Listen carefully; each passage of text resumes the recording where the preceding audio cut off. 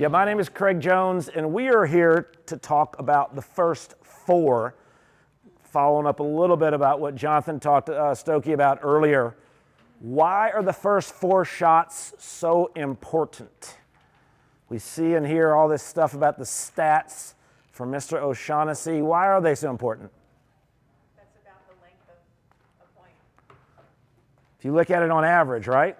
It's kind of depressing when you first see those statistics, isn't it? When I say depressing, it's kind of like, wow, I thought Rafa just played nothing but 28 ball rallies all the time, right?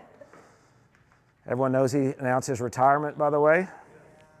Yeah, we had lost cell phone coverage. I was actually part of the hurricane came through Augusta, Georgia, Helene, and we have no cable or internet, and our phones aren't working worth crap. So I actually did get that one because I was traveling yesterday. But yeah, incredibly important. We know from the stats, right? If it's so important, then I would ask you, how many of you practice your serve? Raise your hand. Actually practice. It's not a practice match. I'm talking about actually outside a match. Okay, cool. What about your return of serve? How many of you practice your return? Like actually go out to practice the return. Okay, so we had like 6 hands up and we had 1 hand up. Okay, so I used to have this kid that would give us the stupid chop. Stupid chop. So full disclosure, I'd say the first 15, 18 years of my teaching career, I did a terrible job on return for sure, for certain. And serve, we worked on serve all the time, but not like we're going to talk about today. How many of you practice serve +1? A little bit. Okay, a little. You have to have a partner as well. So that is the thing people throw out. And it's very accurate. You can always go out by yourself, and we'll talk about that later, what you can do to practice serve +1 when you're by yourself. How many of you practice return +1? Nobody. Okay. So we might want to leave, go outside and think about this thing again. But in all seriousness, I didn't do it as a teaching pro for years when we break it down. It's a little boring to work on serve, I think a lot of people admit, right? And when you work on just the return, it gets a little boring as well. But we're going to talk about all this because it's so important to get this linkage. All right, raise your hand if you play some singles. Some singles. Okay, cool. We got a lot of people. All right, and what about doubles? Okay, so just about everyone plays doubles. Okay. Unfortunately, as I was preparing to do this, and I'm going to blame it on Faisal and Gary, I've never presented on serve and return. I didn't tell you that because you would have been like, ooh, maybe I shouldn't have him present on this. And I'm so glad they did it because it was a real challenge for me because it's something, I feel like it's a wheelhouse, but not in terms of presenting. But one of the things that hit me and I was preparing was, God, a ton of this stuff I'm going to talk about is for singles. And doubles is a bit of a problem. So why is doubles a little bit of a problem and a little more limiting on the subject of serve +1, return +1? What do you think? No right or wrong answer, just your opinion. What's that? You're not really trying to win the point as much as to try to get the second point. And as a baseline returner, you're really just trying to get the ball in. Trying to get it in? Set up your net player. Okay, what were you think? For the return, it's a smaller window. There's less options. Yeah, why is it a smaller window? Net player in the way. Yeah, there's 2 people, and so the dimensions of the court, how wide is the doubles? How many feet? Come on, this is red, orange, green talk here. How wide is the doubles court? 36 feet. How wide is the singles court? 27. So if you think about it, logically it's 36 by 2 is 18, right? So you only have 18 feet compared to 27, which is 9 more feet. But here's the other kicker. The gentleman over here just spoke about it. The whole thing about angles is if you have a good net player that cuts the middle off, you shouldn't be hitting a lot of inside strokes either. Everybody with me on that? Which dramatically changes it. I love to talk about thirds of the court. We're going to talk about that in a minute. So 18 feet, your thirds are 6, 6, and 6. You almost take that far 6 feet out of the equation with a good net player. Everybody with me on that? Super important to understand. So that's the difference now in 12 feet and 27 feet. Everybody with me on that? So I'm going to do some singles talk. Thank God we have over half of you that play singles because I was in big trouble. But we'll challenge each other on that, okay?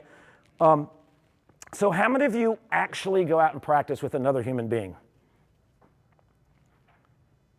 Okay. We have three or four. 5. Oh, we're moving up here. So hopefully by the end of this, I will convince you how important it is for serve +1. But we all know you can't work on return plus, well, you can shadow stroke, whatever, but you have to have someone to help you for return +1, right?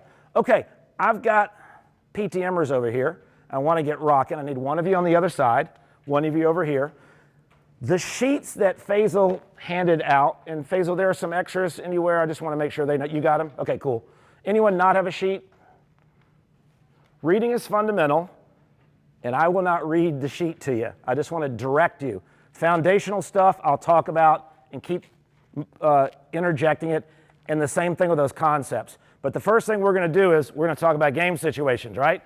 And what is the game situation that we're starting with? The serve, right? We put them in categories. Serve and return are a game situation category, all right? So if it's a +1, what's the next game situation? What's that? Well, it's serve +1, return +1. So the +1 is, it's not a trick question, what is the +1 game situation? It's written right there for you. Or transition, it's your choice. Am I making sense? You got serve and return, you have baseline, and you have transition. So we're going to work on serve, return, and baseline to start with. Okay, so we're going to warm up. We've already done a physical warm up. Maybe they hit some up close, and they're ready to go. So let's make this the serving side. I think the balls are over there. Yep. Super simple. We're going to change how we do this. You're the returner. Okay, he's not going to bring heat, so you don't have to be in the other county over there. You can move up a little bit if you want. And so here's how it goes. You serve, he returns back to you. You hit your and 1 back to him. He stops and catches it, and then he does it. Serve, return, +1. Everybody with me on that? Anywhere you want to serve, don't bring heat. Adam told me that some of these guys will try to bring a little heat. All right, let's go for it. Don't get crazy. You don't have to bounce the ball 30 times and scratch your rear and all that stuff in honor of Rafa. And he plays it back to him, and now he's going to serve. Give him a couple balls in case you screw up. Yep, there we go. Same thing. All right, what's the first thing you're going to do with your serve? What are you trying to do? It's complicated. What was that? Yeah, get the damn ball on the court, right? We heard that from Stokey, and we see all the stats, right? If you don't get it in, you're a 0. 0%, right? So the idea is we have to work cooperatively with this. So we're going to change their mentality. And when you coach, this is what we tell coaches. You got to do this from the beginning. Toss it to get it in, whatever it is. You can do serve +1 with 6-year-olds. But the idea is start off cooperatively and keep going, and make shots, right? What was that Stokey said earlier about hitting the net? Okay, just checking. So what you start seeing is they'll change how they're approaching this because they got to make the stupid ball. 3 stages of serve. If I'm a 2.5 player, we just said it, right? 2.5 NTRP, they're just going to get it in, right? What is a 3-5 level going to do on the serve? What do you think? What would they be capable or able to do? Place it. Yep, and we refer to it as direction because I can place it. Like accurate in placement, we use our 5 ball characteristics. Directional control, right? And where are they going to go? How many spots do you think they would aim for if I was a 3-5? Probably 2. So it's really simple. 1, get it in. 2, change, move the opponent, forehand, backhand, right, left. And then a 4-5 player would do what? What do you think? Yeah, they got spins, have different ball characteristics, but they're going to also use the body, not just get it in, but intentionally go at the body, right? So, timeout. So why are we just getting the ball in? Are they 2-5s? No. Immediately go with targets. Immediately go with targets, all right? Now, we can cooperate, and that's fine. You pick it. You're going to start. What you got? Let's go outside. Out wide? Okay, gotcha. I think it's Faisal likes ABC, right? Yeah. Everyone know what ABC is? Alley, body center. And others say, people say T, body, and wide or whatever language. Go for it. Don't wait on me. Just keep going. keep going. So the idea is, if they're good players, let's do this from the beginning. Let's go for targets immediately. Let's have a purpose. Another thing I liked about what Jonathan said, when people use targets, they make them way too aggressive. These cones I'm not a big fan of because you could actually hit the top of it and it could go 2 feet past it. So this is what we see all the time when people put targets out. If I hit the top of the target, is that in or out? Not even close, it's out. So get the way over here, but really, if you have throwdown lines, just do zones. Just do zones. And then if you want to put another target in that zone, that's great. But don't just sit and aim for this. Go for spaces. So right off the bat, they pick it, all right? Now, let's do this, guys. Go back to the deuce side, okay? And you call out to your partner where you're going. Call out with your partner where you're going. Did he say A? Basil. You like that, don't you? I swear to God, I never heard ABC, probably till you said it. I always do wide, T, body.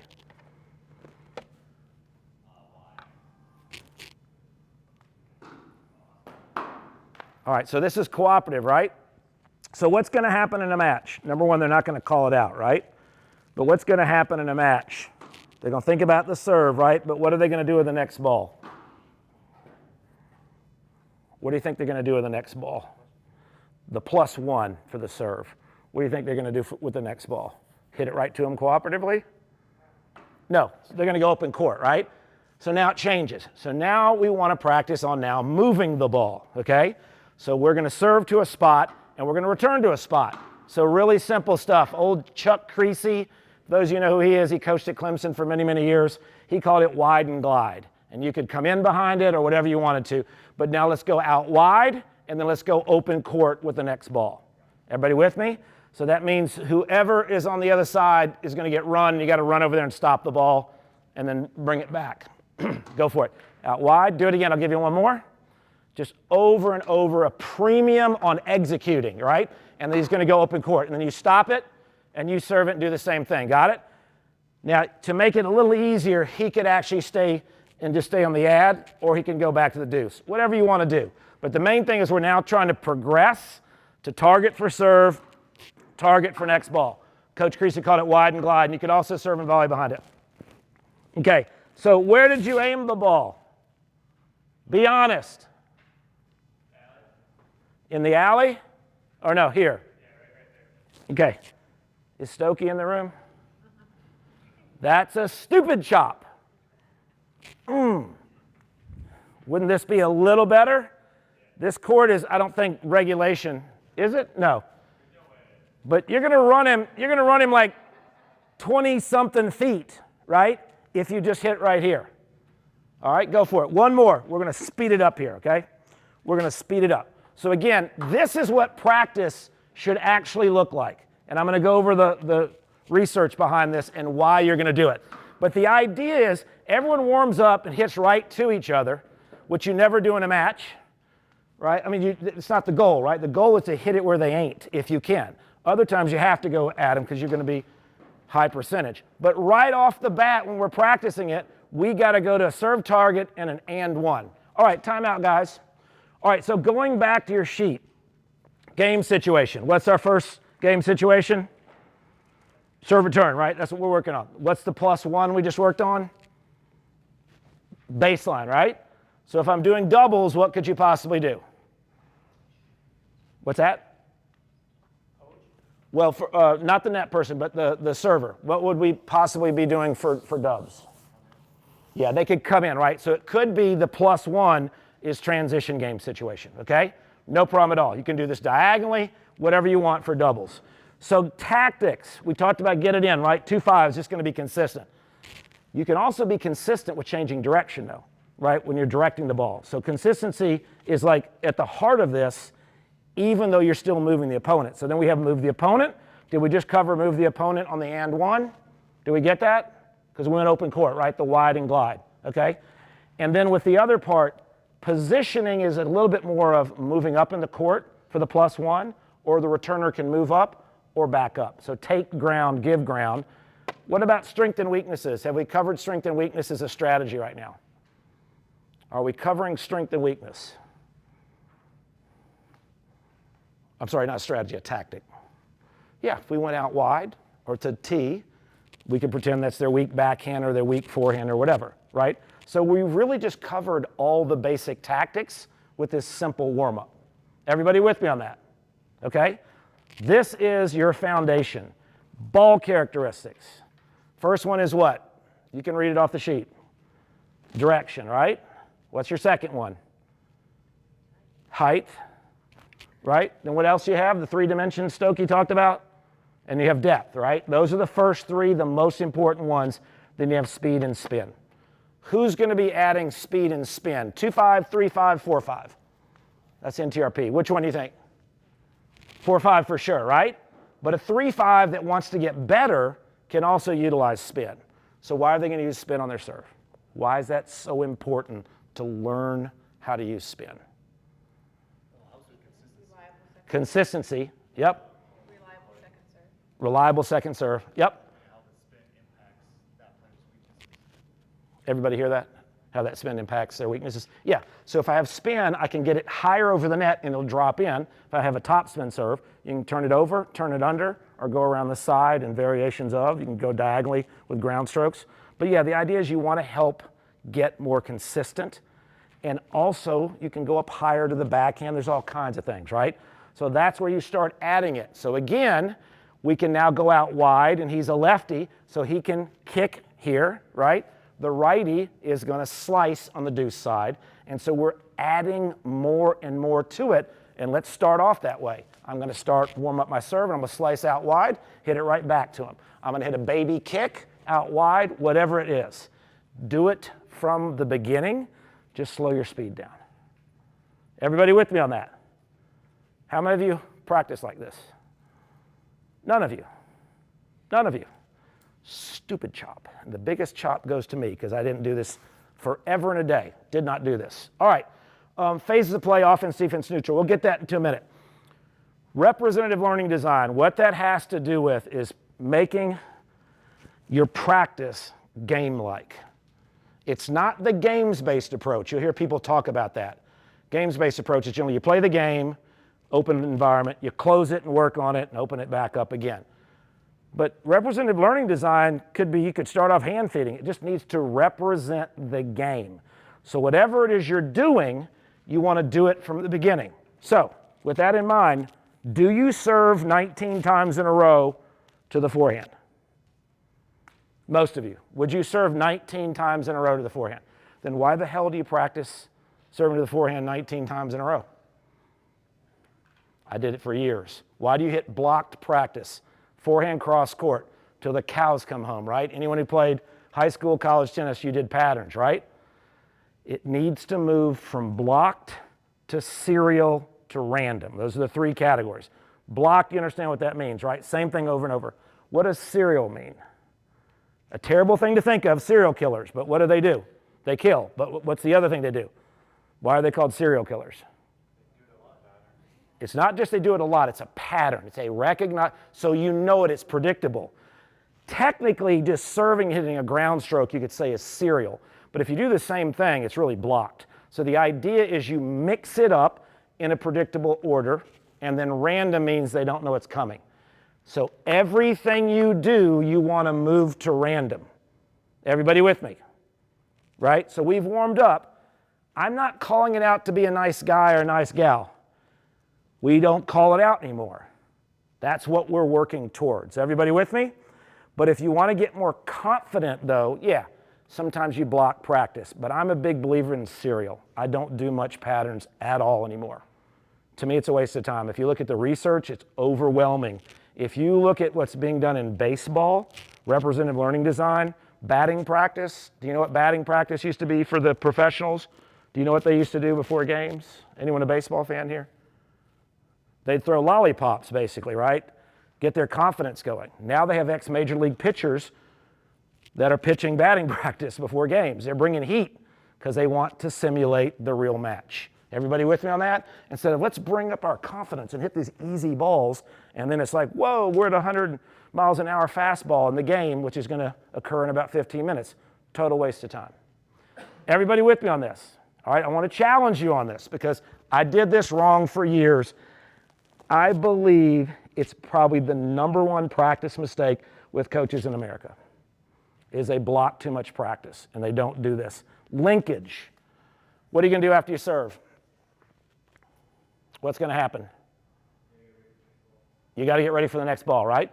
So if I videotape most of you, this is what you'd be doing on your practice. You'd be practicing with your hopper like this. If no one else is with you, land, push back, and fake split. And if people are watching at the club, they'll think you're a little crazy, and that's cool. And if you go wide and you're someone who really gets in the court, what's your recovery going to look like if you're wide and you're going to go back? You're going to back up in a diagonal off center.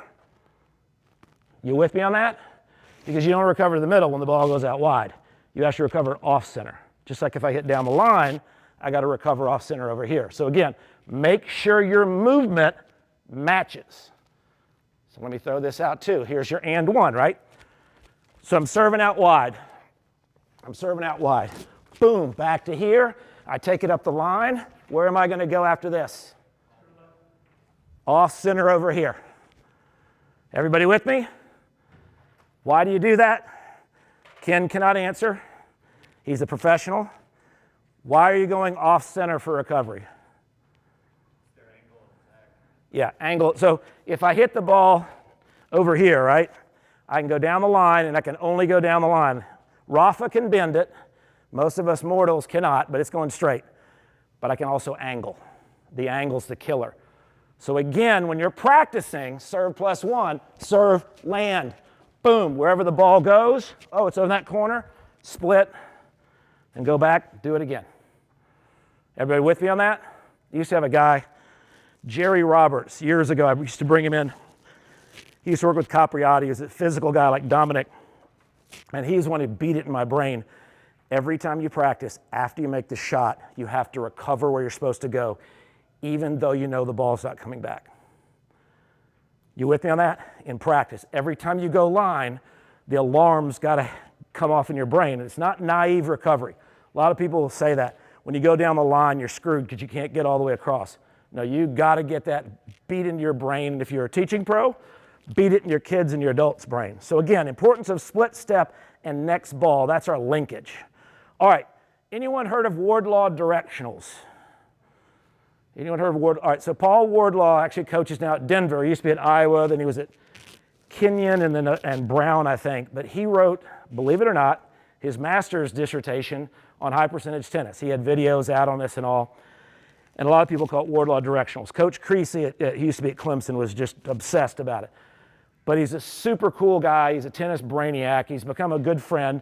Just hung out with him in Denver this past year. I'm not going to go deep into this, but we're going to talk about this a little bit. So remember what Jonathan was saying about what did he describe it as when he changed direction on first ball, serve +1 down the line? Can't remember what he said. It was pretty funny. But basically, it's one of the biggest screw-ups that there is. But we got to go deeper into that. So I serve to the deuce side. They hit it back cross court, and I go down the line. Versus I serve out wide, I take my backhand and change direction. So what's the big difference? In difficulty, most important. Again, I go wide, and I'm going to run them. I'm going to run. What is your name? I'm sorry? Andrew. I'm going to run Andrew, right? The difference in running him on cross court to down the line versus he goes more towards the middle with his return, and then I run him, Andrew, open court. What's the biggest difference? Why it's so much more difficult forehand line? Because the ball's traveling away. Exactly. It's coming across your body. He calls it an outside angle versus an inside angle. So it's the law. This is like what Brad Gilbert did with Andre Agassi. If you watch the difference, for those of you who are Andre fans, it was like Wardlaw Directionals. He would wait in the rally till he could pull it across the body. So we talk about pulling. That's a natural movement. So if you watch pro tennis, you don't see this near as much because you're going around it. People think I'm crazy. Watch tennis. And I'm hitting away from my body as well. Warwinka will take a drop step and hit a freaking one-handed backhand down the center. And there's a reason why, because he's hitting across his body. Everybody with me on that? So this is another way of doing it. So now let's play. It's kind of cooperative competitive. You serve wherever you want, okay? And you're going to adjust your second ball according to where he hits.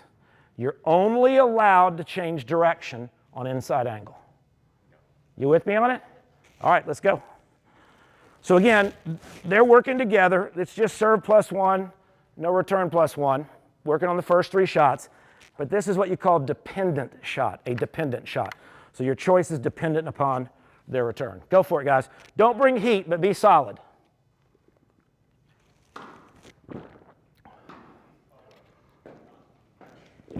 Timeout. How many here coach tennis? Ken knows. There's a couple, right? So what would I be yelling at him about right now? If you were an intense coach, I used to yell a lot. Go for every damn ball. Get your lazy butt over there and get to that ball and hit it. Isn't that what we do? I get so charged thinking about those old days when I got to scream all the time. Yep, so again, he can get anything he wants. Make the return. Come on, Andrew. The heck are you doing at a PTM school? You play tennis all day, that's all you do. You don't even go to class. PTM is professional tennis management, for those you don't know. And I love all of them. They're the biggest tennis geeks in America, PTM students are. Yep, so he's going to go cross with that. Does that make sense to everybody? So they can do anything they want, and then you can stop. Now you go ahead and do it yourself. So again, it's not, I'm going to serve wide, and I'm going to go open court no matter what. That's probably not very realistic. When would you go line on your forehand? Go ahead, guys, keep doing it. When would you go down the line on your forehand? It's not like you can't ever do it, but when would you do it? Short, or a ball that sits or that's shorter. You get a good look. But when it's coming super fast, we see this all the time. People will change direction on a fast, deep ball. Stupid chop. Again, you're stupid. All right, guys, thank you. Get a quick drink. All right, everybody with me on that. Wardlaw directionals, inside and outside. Okay, doubles. Would you apply that theory to doubles? I got someone at net. I'm the server, my serve +1. Could I apply that theory to doubles? It's not a trick question. Just say yes or no. There's one of 2 answers. No. Why would it not apply to doubles?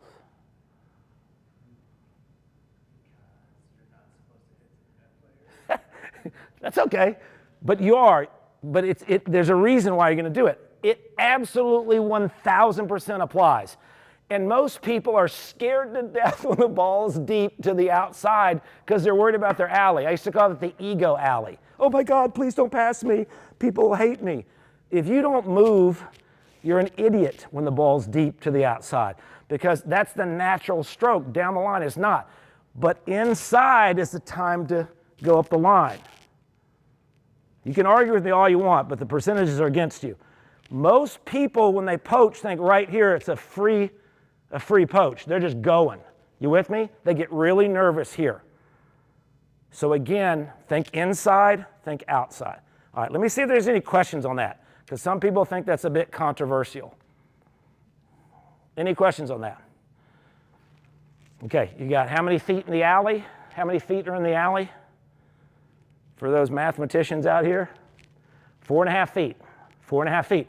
So you're adding 4.5 feet. So basically in doubles, they can create even more angles than they can in singles. So in doubles, super important. If it goes wide, just tease them. If I'm the net player, just tease them because it's such a difficult shot if the ball's out wide and it's got some speed. Obviously, it's short and sitting. Yes, you got to worry about your alley. All right, any questions on that? What questions do you have on that? Anybody? Good? Cool. All right, question for you again. Why are you seeing serve and volley, especially in the guys' game, the men's game, coming back in? Not like Max Murney, he was going to serve and volley or die, chip charge or die, but like just mixing it in. Why do you think that's starting to come back a little bit? Alcaraz does it a lot. Tommy Paul is starting to do it a ton. My PTMer, what do you got? Oh, I love it. Drop shot's a big play now too, isn't it? Getting more and more popular.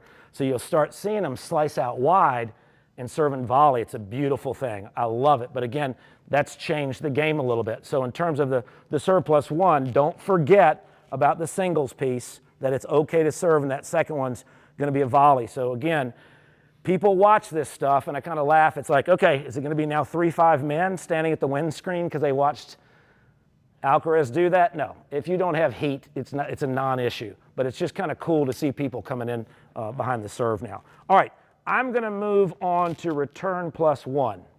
Sydney, you want to step in for a little bit? And I'll get one of y'all. Do you guys know Sydney? She's Ferris. You're Methodist, and you're Hope. So we have 3 of them in the room. Okay, cool. You get no warm-up. It's okay. All right, let's have you back, and you start off serving. Don't bring heat, and doesn't matter who we have. Oh, rock, paper, scissors. I love that. What'd you pick? Who won? You picked rock? Smashed him. All right, 3 stages, 3 targets. You could have 3, 4, 5. I'm big on 3s. So if we're playing singles, he's going to start off as a 2-5, and where is he going to hit his return? Get the stupid ball on the court, right? And the 3-5 is going to do what? What do they have options for? If they get a ball that they, like a second serve, what might they do? Well, they got that, but let's think direction. Are they going to hit everything down the center on a weak second serve, a 3-5? No, they're going to start moving it, right? They're going to start going left and right. And the final piece is the center with intent. So those are our 3 stages. Learn to get it in, learn to move it left and right, learn to move it left, right, and center. Everybody with me on that? And then later, yeah, we can absolutely add spins on that too, okay? All right, so with this, again, think about what we did earlier. We're playing singles. You're going to serve where you want it to go. We're not playing points. We're working out together, right? And we're going to see where you decide to hit your return based on her serve. And let's say it's a second serve, okay, because you haven't warmed up. Are we good? So same thing again. He's working on his return, working on second serves, and now he's going to play return plus one. No pressure, Sydney. You've only got 35 people watching you. And play it no matter what, okay? No matter what. If it's out by 5 feet, get a racket on it. So again, we got the serve. He doesn't know where it's going. He's got his return, and he's going to pick. So what was his choice on that one? He's a lefty. What was his choice? Where did he go with that return? He went down the line, but it was kind of down the line because it was actually an inside angle. And so would that be a good choice of what he just picked? Absolutely, 100%. Trying to avoid going backhand line because that is naive recovery if you think you're going to go backhand down the line and get to the open court. All right, let's see it again. So again, we're just practicing serve. Go anywhere you want. Don't wait on me, Sydney. Just keep going. And we're going to see where he goes with his return and seeing if he's thinking about this. Okay, and timeout. Were you just being nice to her or what? Where were you trying to go? Cross court. Okay, cool. That was a little bit like Stokey said, right? You're going cross court, but you aimed smart and you missed it to the middle. Just checking. Good. All right, now, after, timeout, Sydney, after he hits the ball, where do we want him to go in terms of movement for recovery? Where do we want him to go? If he hit it cross court, yeah. But the easy answer is according to where his shot went, right? Okay, so he needs to do that. He's just recovering just to recover, right? So now we need to add return plus one, okay? So again, recover according to your return. And then secondly, we want to see what are you going to do with the next ball. Sydney, you ready to go like a first serve? I'm ready. You ready? Let's do it. I love her attitude. Go. All right, and Sydney, on that, play it like it's a point, even though you know you're only going to play a total of 4 shots. Last one right here. We're going to move on for the sake of time. Oh, my goodness. I started a little late. Faisley, you going to cut me some slack on it a little bit? Okay. That was nasty. How about a round of applause for that one? All right, I got a little confused on my time, but I did get started late, so we're going to go a few more. Doubles, again, we got to show some love to doubles. Anyone ever watch the Bryan twins practice? Anyone ever watched a full practice? It's unbelievable. They're just like well-oiled machine. I actually got to watch it for the first time at the U.S. Open. But they practice chip lobs, just like Jamie Murray, every single practice. Every single practice. So it's one of the things people, I think, forget about a lot of times. And the good thing about it with this is that Andrew's probably going to be the one, if he's the server, chasing that ball down anyway. So it actually makes for good practice. So we're going to have the serve, okay? You're going to have the return, and you're going to go down the line, okay? Now, I want you to recover, go where you think you should go according to your shot. All right, if he hits a really good lob, let's see what he does. All right, let's go for it. Again, got to practice the down the line lob for dubs.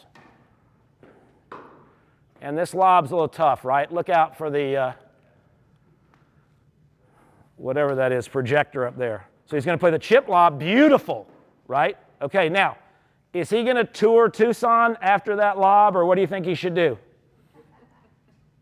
Did you see how he toured? He went around the block and back again. So what should he do? Because it was a sweet lob, Andrew. What should he do? Yeah, I mean, and you're a good player, right? So it wasn't a trick question. I just wanted to see what you do. So again, dependent shot. We could say lob and come in no matter what, but we're trying to be a little bit more game-like right here. All right, so if you do it that well, come to net. Got it? And remember, he gets 2. So your serve plus 1, he's return plus 1. I want to see 4 shots. All right, let's go for it.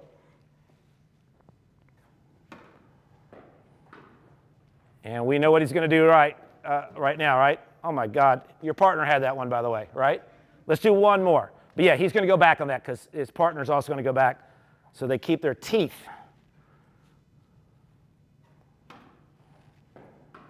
Oh, what are you doing? Andrew, come on over. Thank you. That was the sweetest lob again. You got to get in. All right, come on over. Give them a round of applause. Give them a round of applause. Sydney, thank you so much. You've been working on your continental grip on your serve, haven't you? I've been with her a couple of times at Fair State. I love it.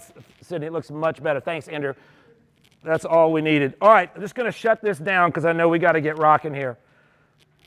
So the term lob and rob, I got that from some guy at IMG years ago. They brought kids to our tournament. I'd never heard that before, lob and rob, but they do it for singles. Basically, drop back, roll the ball up high, wait till the ball bounces and sneak in. Same kind of play in doubles. So that's why I put that on the sheet. That's what we call lob and rob. So again, I hope I landed some things just in review. Hopefully this was interactive. I asked you a lot of questions on purpose. I wanted to get a feel for what you're thinking. But based on the feedback, number one, we got to practice our serve and return more, right? We had one person say they practice their return, but you got to have a partner to do it. And even for your serve, you really need to get a partner to practice. And if you start blocked, where are we going after blocked? To serial, and then ultimately want to be at random. We want to make sure it's not predictable, right? And practice that way. And quit doing the same thing over and over again with the serve, with the return, and then also that second ball. If you can incorporate that into your practice, you'd be stunned at how much better you're going to get. Because I'm telling you, it's like this quote, I can't remember who it was. I got a master's in December 2020. I finished it at age 58 in coach education. It's that warm sense of mastery when you do block practice. Like, yes, this feels so good. And then you suck in matches. Because you're practicing something that doesn't occur, right? So again, we got to practice serve return, and we got to get more towards the open environment on the random side. Thank y'all. I'll be around if anyone has any questions. I'm out of time. Thank you very much. Appreciate it.